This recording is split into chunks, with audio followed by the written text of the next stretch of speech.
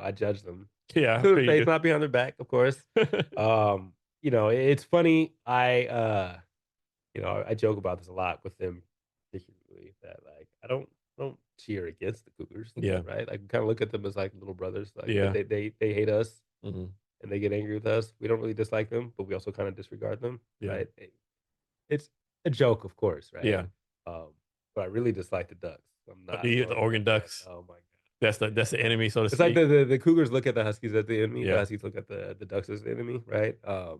Again, that's not just to be dismissive of Cougars. It's all fun yeah. and games when we talk, like that. But like, I'm not a Duck fan at all. And so talk about this. I don't think people realize how of a great university Washington is, right? I know they have like one of the top computer science programs, one of the top human centered design programs, top business programs. Like it's Healthcare, everything is top notch. yeah. People don't realize like how good that school Right. is. Well, I mean, I think that's also, I mean, they're in part responsible for a lot of the growth that we've seen in the city too, particularly with like the young professional age. Like there are a lot of people that move here for school, and there are a lot of tech companies that move here because of the talent that comes out of, say, like the school of computer science, right?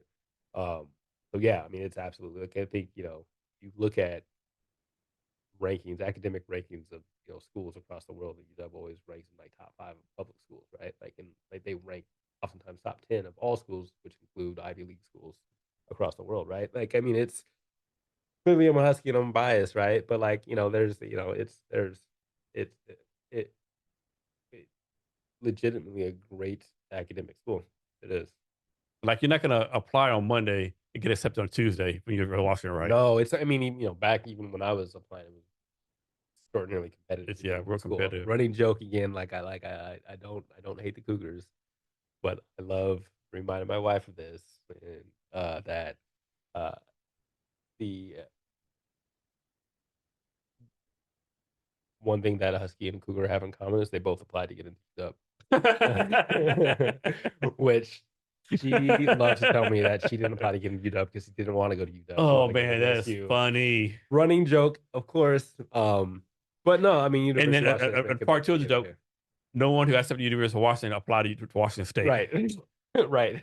But that I mean, obviously it's a joke, but like, it's if we're speaking about That's a the damn good joke. quality of, That's a damn academics at the good University joke. of Washington, I think it applies. Yeah.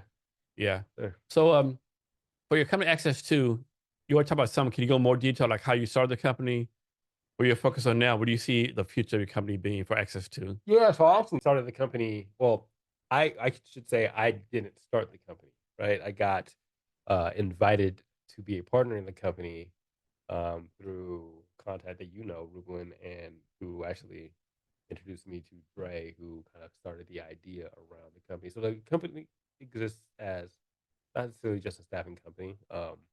We can get into like some of the details there a little bit later.